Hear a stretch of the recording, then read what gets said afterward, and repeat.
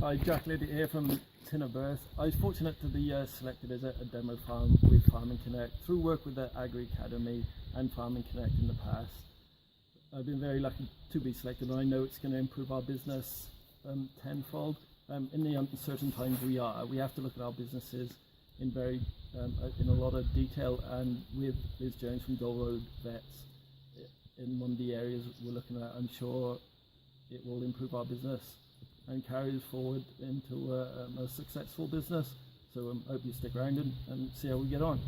Hi, I'm Liz Jones. I'm from Roedd Vets. I'm very happy to be working with Farming Connect and Jack on his farm developing a health plan for Tynyberth. Today we've been on farm collecting feces samples off some of his lambs to look at wormer resistance, so what we call anthelmintic resistance.